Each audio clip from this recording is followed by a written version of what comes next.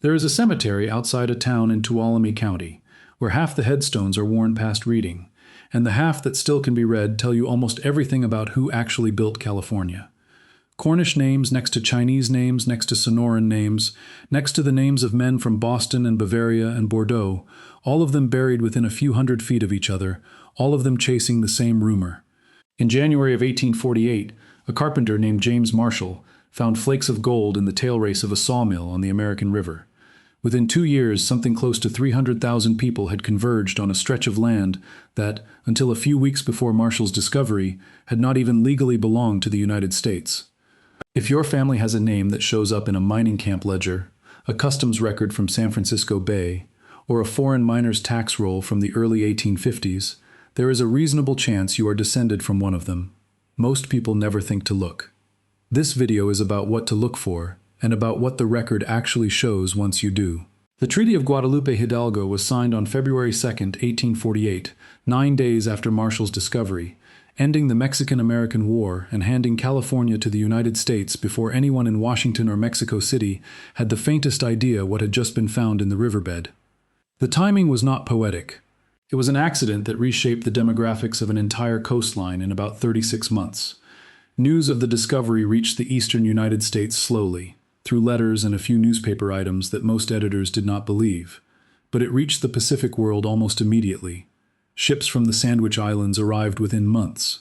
Miners from the silver districts of Sonora, Mexico, some of the most experienced placer miners on the continent, were working California riverbeds before most Americans on the East Coast had even heard the word California correctly.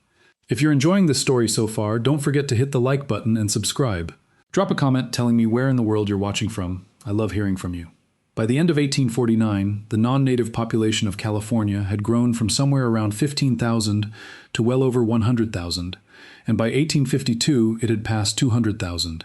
Almost none of that growth came from births. It came from ships and wagon trains and mule trains arriving from 4 different directions at once. From the south came Sonorans and Chileans, many of whom had mining skill the Americans did not, and who taught the arriving Easterners techniques like the Erasure and the long tom that most 49ers had never seen before in their lives.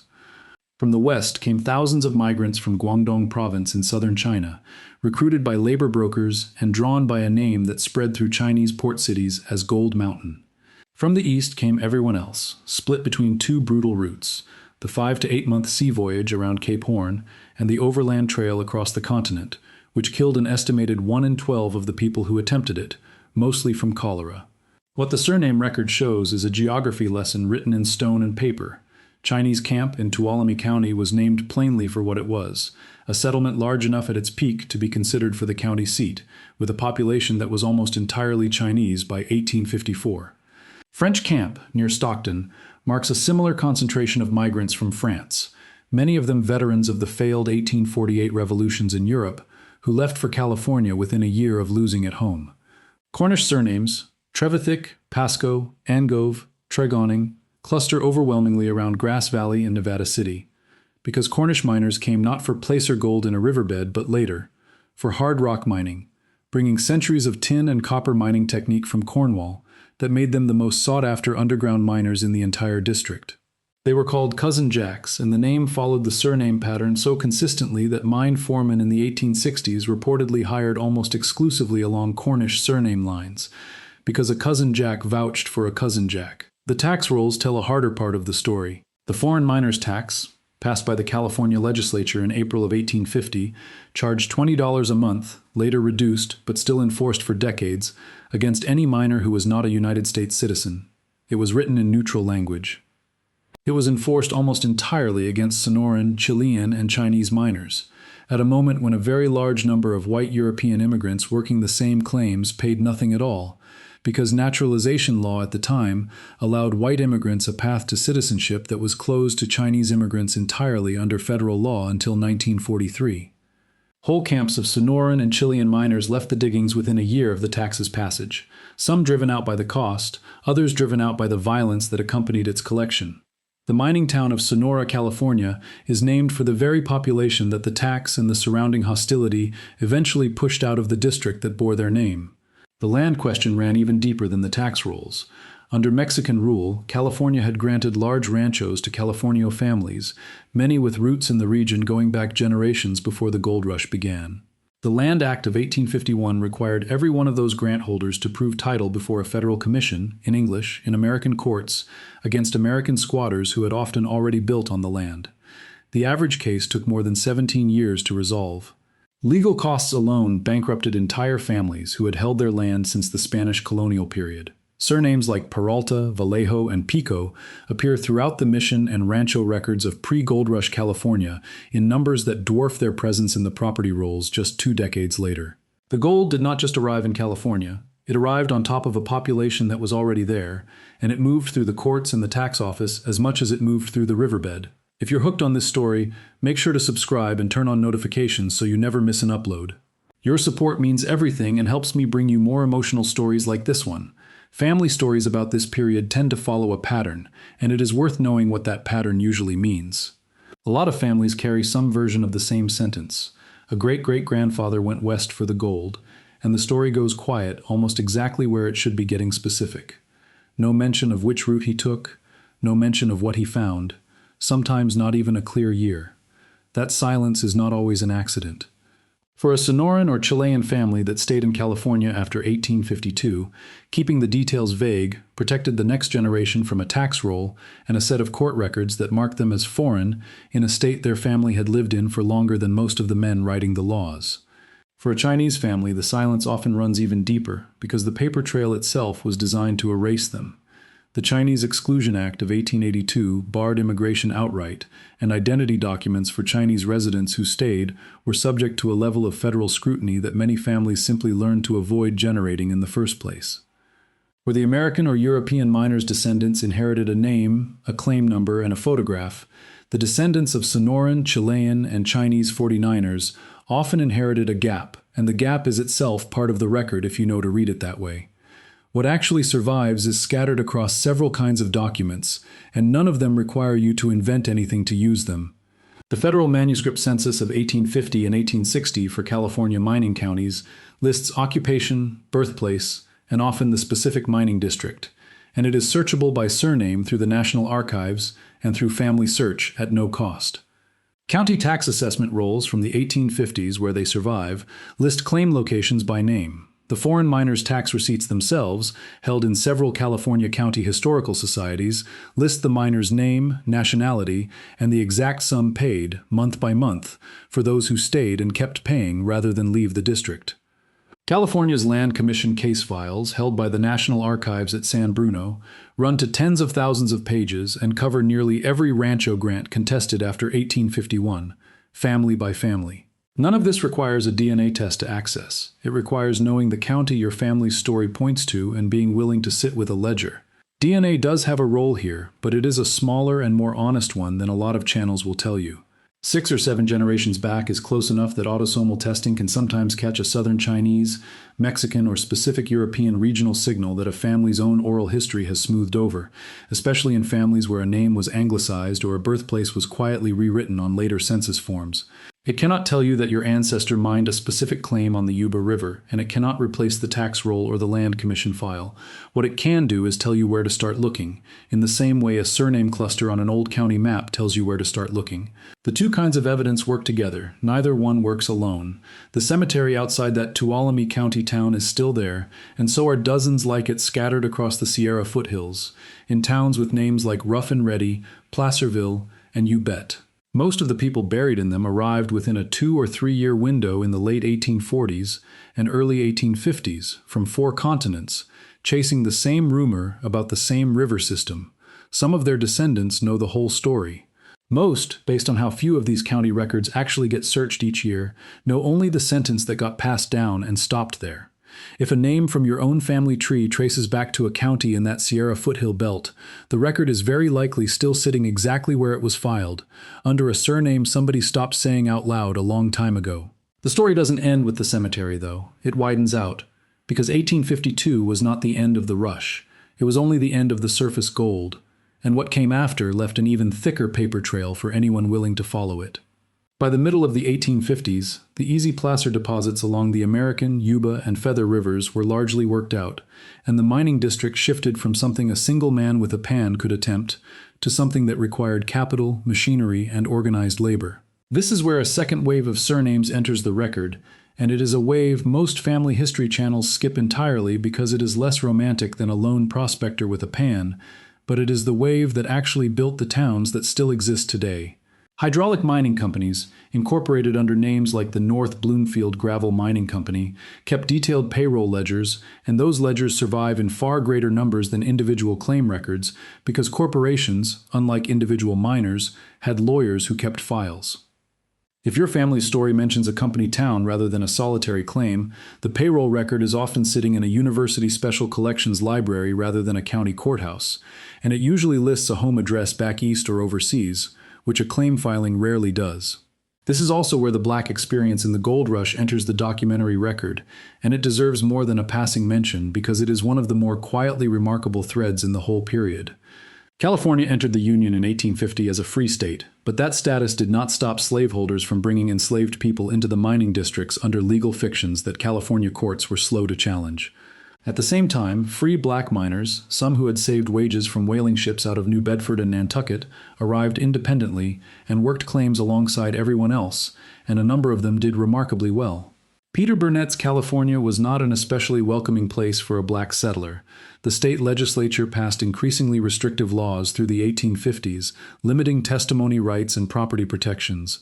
But the black population of the mining counties still grew from almost nothing to several thousand within a decade, concentrated heavily around Placerville, then still called Hangtown, and in pockets of Amador and Calaveras counties.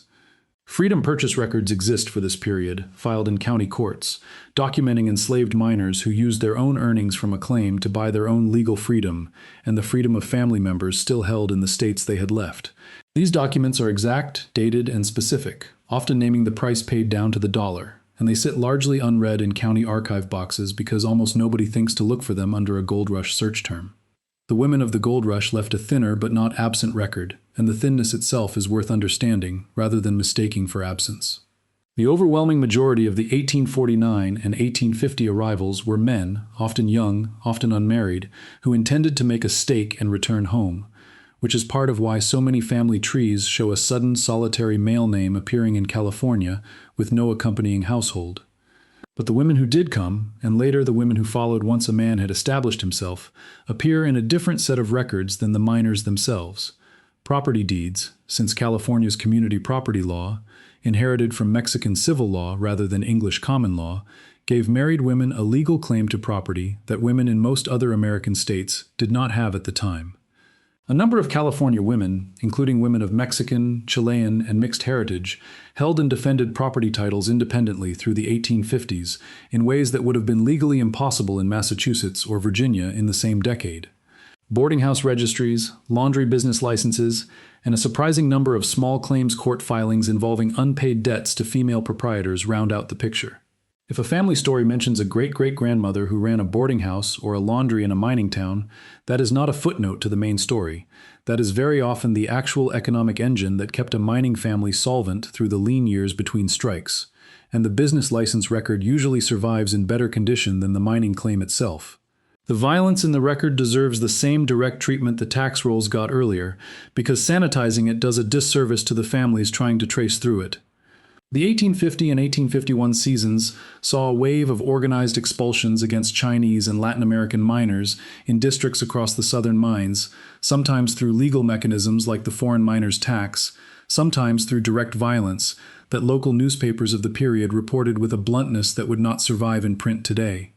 The Chinese massacre in Los Angeles in 1871, later than the main gold rush period, but directly connected to the same wave of anti-Chinese organizing that began in the mining camps, killed somewhere between 17 and 20 Chinese residents, and is documented in coroner's inquest records that name victims individually, a rare case where the record does not erase the people it describes.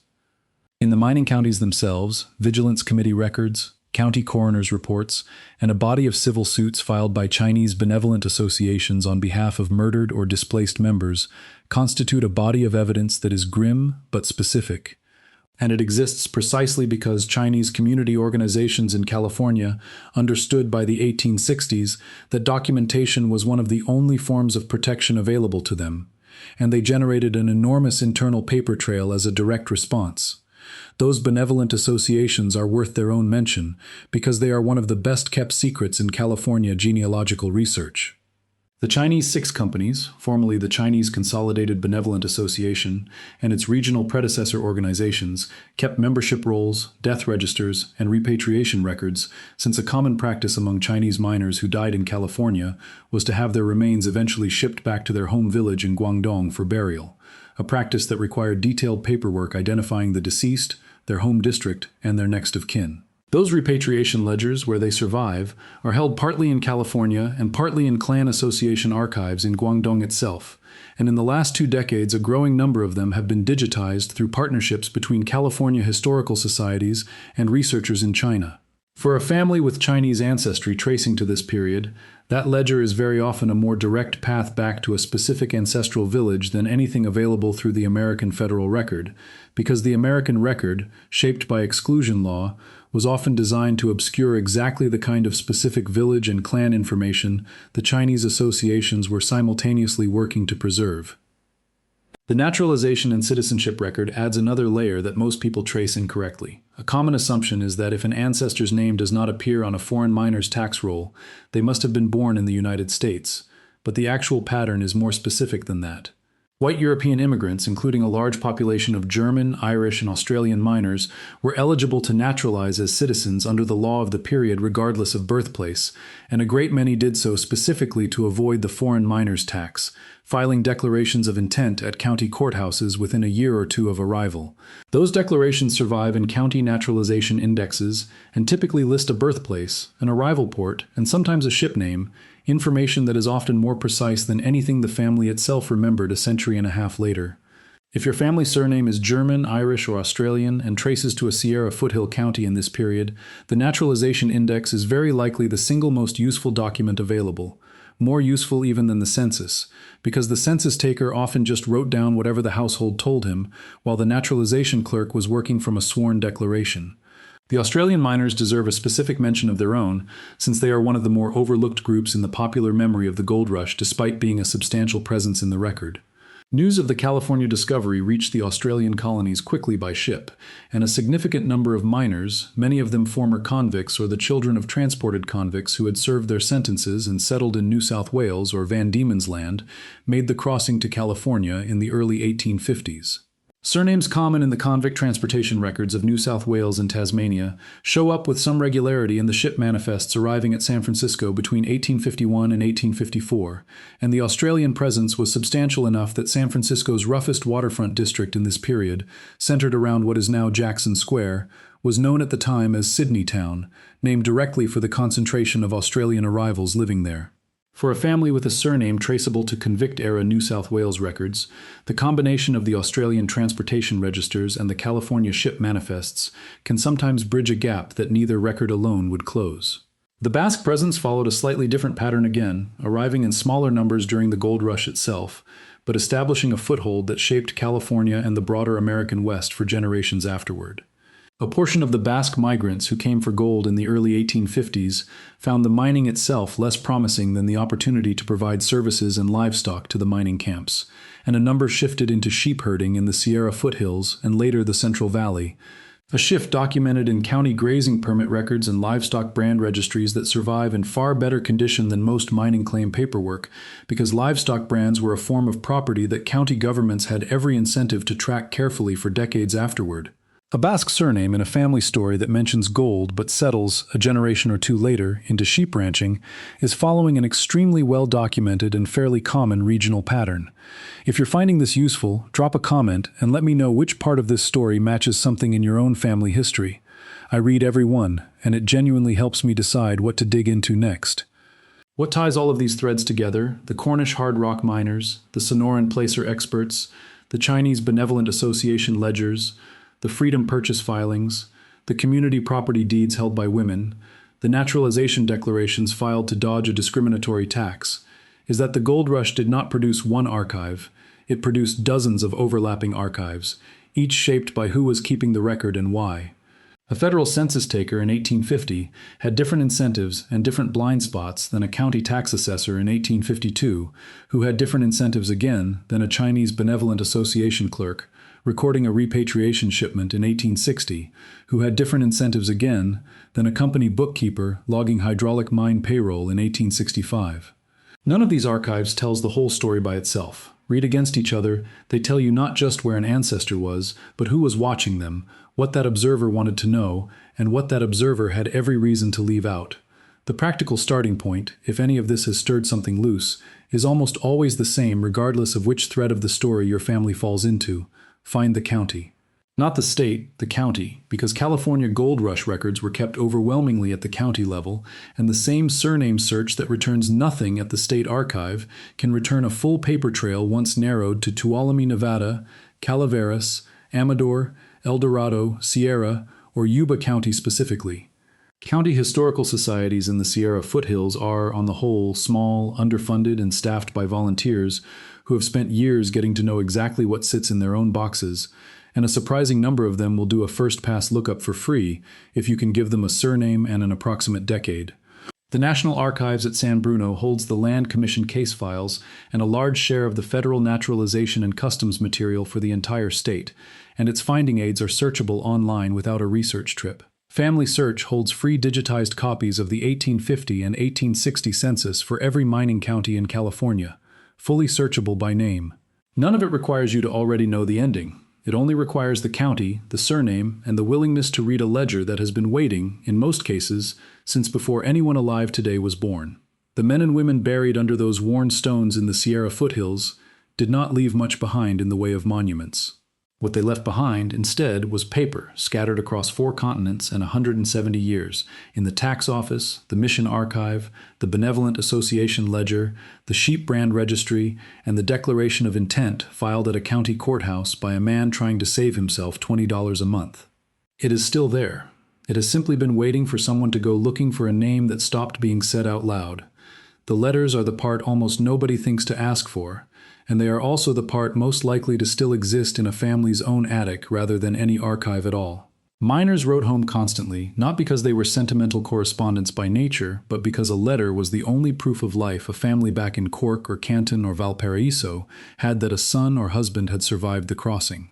The California Postal Service, barely functional in 1849, expanded faster than almost any other institution in the territory, precisely because of this demand, and by 1852, San Francisco's post office was processing outgoing mail volumes that rivaled cities 10 times its size, most of it addressed to villages the postal clerks themselves could not have located on a map. A large share of those letters never survive, lost to fire, flood, or simple disposal, by descendants who did not recognize what they were holding. But a meaningful number do, tucked into family Bibles, church archives, and the estate papers of families who kept everything out of habit rather than intention. Several university special collections, particularly at Berkeley's Bancroft Library and the Huntington in San Marino, actively solicit these letters from descendants precisely because the collections are so thin relative to how many letters were actually written, and a donated letter often comes with a full provenance record that a purchased document never would. Church records fill a similar gap for families who assume the civil record is the only record. Catholic parish registers in the mining counties, kept by traveling priests who might visit a camp only twice a year, recorded baptisms, marriages, and burials with a level of ethnic and national detail that civil clerks rarely bothered with, listing not just a name but a home diocese, which for a Mexican, Chilean, or French Catholic family can point directly to a parish of origin an ocean away. Methodist and Baptist circuit rider records for Protestant camps did much the same, though with less international detail. None of these records fixes the whole story on its own. Each one is a single thread pulled loose from a larger weave, and the work is simply in pulling enough of them to see the shape underneath. Thank you so much for watching until the end. If you loved this story, check out the other videos on your screen now. I think you'll really enjoy them. And don't forget to subscribe if you haven't already.